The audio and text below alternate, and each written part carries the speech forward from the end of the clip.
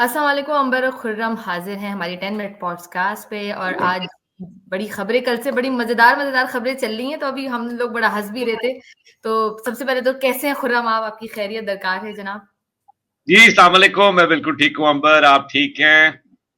बिल्कुल अल्हम्दुलिल्लाह मैं ठीक हूँ। अभी मैं देख रही थी कल से बड़ा हंगामा है, ये रिचर्ड ग्रेनेल जिनको ट्रम्प ने अपना एनवॉय बना लिया है और कुछ खास स्पेशल मिशंस के लिए। और उस पे बड़ा मैं इतनी ट्वीट्स है पीटीआई वालों की, और एक ऐसा लग रहा है कोई जश्न का समा है।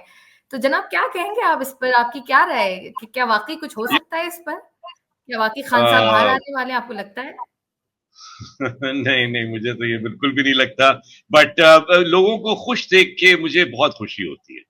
बहुत मुझे खुशी होती है कि हाँ। लोग सेलिब्रेट कर रहे हैं, उसकी तारीफें कर रहे हैं, और बहुत अच्छे स्पिरिट्स में है लोग कि भाई कोई बहुत अच्छी चीज होने वाली। बट ऐसा, sorry to be a party pooper, but ऐसा कुछ नहीं होने वाला। ठीक है जी, एक ट्वीट करने से कोई कोई फर्क नहीं पड़ता। आजकल की दुनिया में सब ट्वीट कर सकते हैं, तो ऐसी कोई बड़ी बात नहीं है। लोग समझ रहे हैं कि यार ये जो है ग्रेनेल साहब जो हैं ये आएंगे और आके फौरन ट्रंप को बताएंगे, और ट्रंप जो है वहां से कहेंगे कि अभी रिलीज रिलीज है 804, और वहां से भाई वो जेल के दरवाजे खोल दिए जाएंगे, और खान साहब ने कहा ऐसा कुछ नहीं होगा। Bear with me for 1 second, ठीक है ना, 1 सेकंड। गाजा, इसराइल सीरिया के अंदर टेरिटरी ले रहा है। इस वक्त आपको नहीं पता कि इसराइल जो है कितना सीरियस है ईरान पे हमला करने के लिए। जी। रशिया एंड यूक्रेन, चाइना के टैरिफ्स, एक हाथ तो मेरा खत्म हो गया, हम्म। दूसरे हाथ पे मैं आ गया हूं मैं। आपने मैस डिपोर्टेशंस करनी है अमेरिका में इलीगल इमिग्रेंट्स की। हम्म। आपके जो है मेक्सिको और कनाडा के साथ जो सबसे दो बड़े ट्रेडिंग पार्टनर्स हैं अमेरिका के, उसके साथ हम्म। टैरिफ्स आपने सेट करने हैं। आप उनकी हम्म। सत्यानाश करना चाह रहे हैं हम्म। ट्रेड के अंदर। आप चाह रहे हैं कि हम वी बीन ट्रीटेड अनफेयरली। और डोमेस्टिक जो प्रॉब्लम्स है वो तो साइड पे रख दें, वो तो एक हम्म। और ही पूरा एक बड़ा हम्म। कुआं है। हम्म। हम्म। कहती 804 कहां से आ गया उनकी प्रायोरिटी लिस्ट में? अगर ये लोग ये समझते हैं ना, देखें अंबर, जिंदगी का एक असूल है, जितने आपके औकात होते हैं ना उतना आप खरीद सकते हैं। पीटीआई की जो लॉबी है उनके औकात जो है मेरी नजर में वो ट्वीटें खरीदने के हैं। वो एक दो ट्वीटें खरीद लेंगे, वो ट्रंप से भी कोई ट्वीट करवा लें। वो एपैक वाले नहीं है कि पूरी प्रेसिडेंसी आप खरीद लें और आप क्या कहते हैं पूरी एक जेनोसाइड आप स्पॉन्सर करें आप, तो इनकी औकात जो है ये इतने से हैं, उससे कोई फर्क नहीं पड़ना। और ये सेलिब्रेट इनको करने दें, बट इससे कुछ होना नहीं। सही है, बिल्कुल ठीक कहा आपने।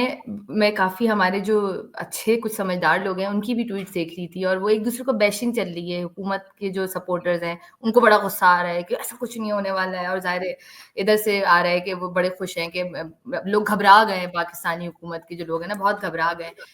तो आई वाज़ जस्ट थिंकिंग, हमने बड़े सालों से लेट्स गो टू द मतलब 96 के एरा में अब काफ़ी लोगों को बड़ा गुस्सा भी आता है, इस बात का ज़िक्र होता है। हकीम मोहम्मद सईद ने अपनी किताब में जापान की कहानी में बड़ा क्लियरली एक पैराग्राफ है जो खान साहब के ऊपर उन्होंने लिखा है। हिज कनेक्शन है that he has been picked by powers, और उनकी जो शादी है टू गोल्डस्मिथ फैमिली, उसका ज़िक्र था। अब जब भी कभी पहले इस बात का ज़िक्र लाया जाता था, यहूदी लॉबी का हिस्सा है, बड़ा गुस्सा आता था हमारे इंसाफी बहन भाइयों को। और ज़ाहिर है आपको पता है यूएस और जो इसराइल है यूं है, मतलब गाजा रेजोल्यूशन, ब्लड बात हुआ है गाजा में, उसको रोकने के लिए जब यूनाइटेड नेशन में रेजोल्यूशन आई है तो यूएस ने उसको एब्सटेन किया है। तो वो सारी चीजें एक तरफ, जितना भी खून रेजी हो कोई मसला नहीं है, लेकिन उम्मत मुस्लिमा के लीडर को बचाने के लिए कौन आएगा? यूएस से ही कोई आना चाहिए जो इसराइल का सपोर्टर है। और वो जैक गोल्डस्मिथ के सपोर्टर खान साहब खुद रहे उनको मेयर बनाने के लिए। वो सारी बातें इग्नोर कर दी जाती है, नहीं जी इस पे जिक्र नहीं होना चाहिए, वो तो उनकी साबका बेगम के भाई हैं, अगर उन्होंने बोल दिया तो ये तो रिश्तेदारी निभाई जा रही है, कोई मसला नहीं है। तो यहाँ सब चीजें जो है ना गुडी गुडी हो जाती हैं। और अभी जो एब्सोल्युटली नॉट वाला जो उनका नैरेटिव था उसको कुचल के ऐसी की तैसी करके अब उनको डैडी बना लिया गया है अमेरिका को। और जो खुशियां मनाई जा रही है मना ले। मैं तो कहती हूँ अगर इस वजह से खान साहब बाहर आते हैं तो एक हमेशा के लिए स्टैंप लगेगी। जो बातें पहले लोग बताया करते थे कि वो बैरूनी प्रोजेक्ट का हिस्सा है, तो वो बात साबित हो जाएगी। देयर इज नो हार्म, होना चाहिए इस तरह से, क्योंकि हमने बड़े सियासतदानों को जेल में जाते हुए और वापस आते हुए देखा है। उसमें सबसे एग्जाम्पल नवाज शरीफ साहब खुद हैं, 3 दफा हटाए गए हैं, 3 दफा वापस लाए गए हैं। 2017 में के बाद तो कभी कोई सोच नहीं सकता था कि इनका जमाना दोबारा से आ गया, आएगा। पाकिस्तान में कुछ भी हो सकता है और पॉलिटिक्स बड़ी अनप्रिडिक्टेबल होती है। तो आ भी जाते हैं तो कोई बात नहीं है, झेलेंगे, कोई मसला नहीं है, बल्कि हुकूमत दी जाए ताकि फिर जो जो होगा, जो भी होगा देखा जाएगा। कॉम्पिटेंट है तो संभाल लेंगे, नहीं होंगे तो नहीं संभालेंगे। सालों की हमें तो वही अपने दफ्तर जाना है, दफ्तर से वापस आना है। सही देखते बात। हैं क्या यहाँ पे एक चीज पे मैं आपसे डिसएग्री करूंगा, और ये हम एक और अपने एपिसोड के लिए बात डिटेल में करेंगे कि उनको स्टेन नहीं कोई पड़ेगा। खान साहब, अगर खान साहब अमेरिका के भी ताकत से बाहर आ गए ना, वो उनको स्टेन कोई नहीं होगा। इसके हम बाद में बात करेंगे इसके बिल्कुल ऊपर। बिल्कुल बिल्कुल, I agree with you, absolutely agree with you है। फिर हम जी बात करते हैं सिविल डिसोबीडियंस की तारीख। आर्मी पब्लिक स्कूल का सानिया हर साल हम नहीं भूलते, पता नहीं क्यों मुझे ऐसा लगता है कि कोई ये जो तारीखें अनाउंस की जाती हैं पीटीआई की तरफ से किसी बड़ी तहरीक की तरफ, वो पाकिस्तान में या तो कुछ हो चुका होता है या कुछ बड़ा होने वाला होता है, उसके आसपास होता है। फिर वो जी प्रेशर डालते डालते अचानक वो उनकी तहरीक या प्रोटेस्ट कैंसिल हो जाता है। तो ये सिविल डिसोबीडियंस भी उनकी कैंसिल हो गई।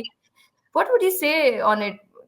क्या था ये? अंबर कोई चॉइस नहीं थी ना, आपको लगा अभी ये जो एक तो नंबर वन बहुत ही अहमकाना किस्म की तहरीक थी ये ऐसी तहरीक थी जिससे एक तो नंबर वन आपके अपने सपोर्टर्स को हर्ज होगा, क्योंकि वो अपने पैसे अपने खानदान को जब नहीं भेजेंगे तो उनको फर्ज होगा ना।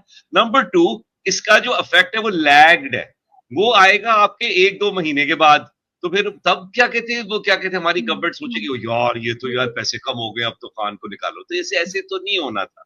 तो ये थी इल कंसीव्ड किस्म की ये तहरीक थी, and they had no choice but to call it off. एक स्टिल तरफ यू नो अगर आपने खान साहब ही एक, बजित थे इसके लिए सिर्फ। जी जी जी वही थे तो यार देखिए, मैं बड़े लोगों का मैं ये बात मैं सुनता हूँ कि यार वो ये किस तरह कर रहे हैं और इस तरह कर रहे हैं। खान साहब के पास चॉइसेस बहुत कम हैं। उन्होंने जेल से अगर बाहर निकलना है तो he has to keep things going, number one. Number two, you have to keep your supporters engage. Supporters जो हैं वो डिफीट के आलम में है इस वक्त, डोमेस्टिकली एंड इंटरनेशनली। उनको एंगेज रखना है आपने किसी ना किसी तरह कि मैं रद्द अमल नेक्स्ट दूंगा।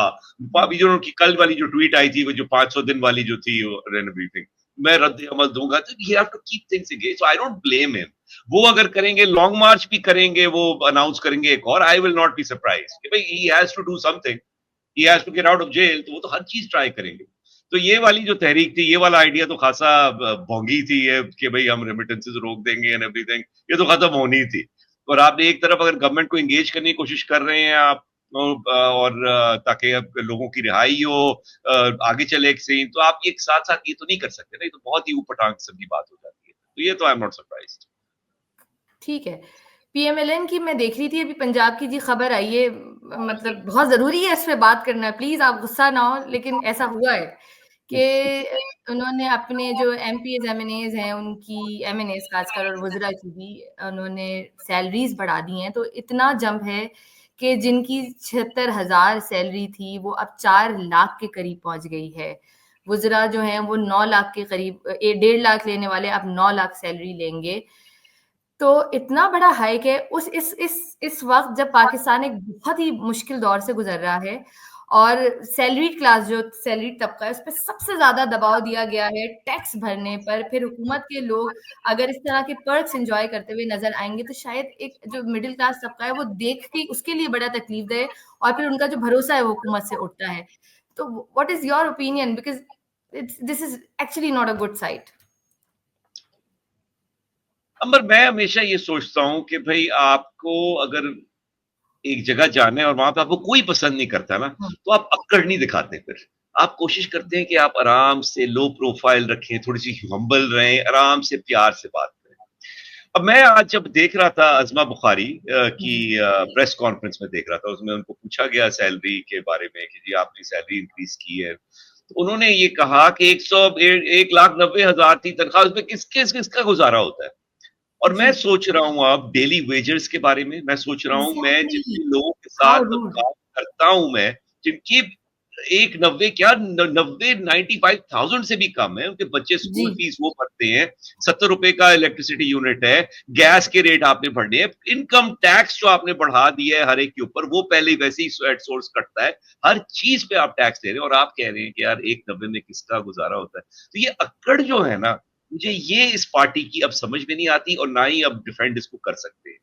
ये पार्टी जो है अब लग रहा ये है कि एक सेल्फ डिस्ट्रक्ट मोड पे है कि ये जी। इनको कोई गर्ज नहीं है कि जिन लोगों ने इनको सपोर्ट किया है वो जाए भाई भाड़ में।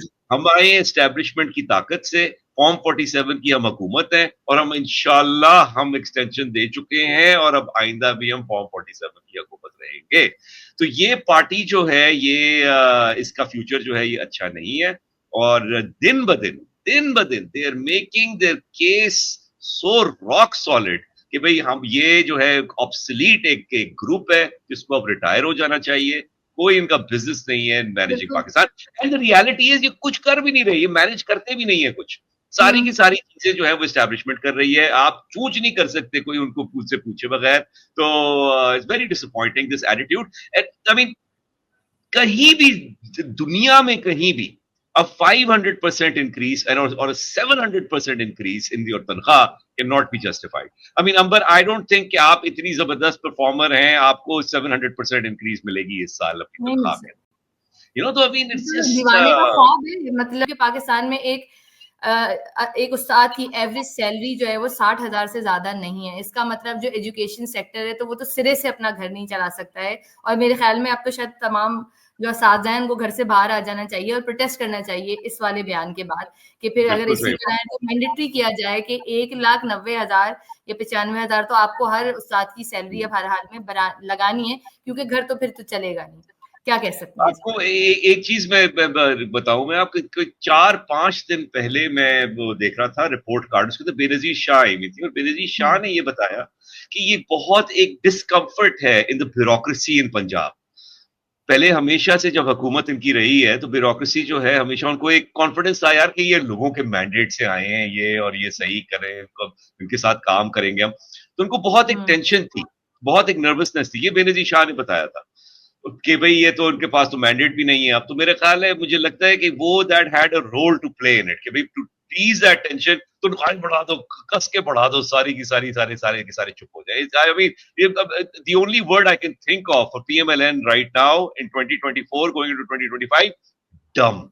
They are just stupid. It's just a stupid party. I'm sorry. You know, मैं बहुत माफी चाहता हूँ अंबर आपसे मैं, but it's just stupid. They every day they do something stupid और आपका कॉन्फिडेंस जो है ना इस पार्टी के ऊपर, लोग कहते हैं यार। बिल्कुल ठीक है। Thank you so much Khurram, इस बात पे हम अपनी पॉडकास्ट का इख्तिताम करते हैं। कल इंशाल्लाह फिर नई खबरों के साथ हाज़िर होंगे। टेक केयर, अपना ख्याल रखिए। हाफिज।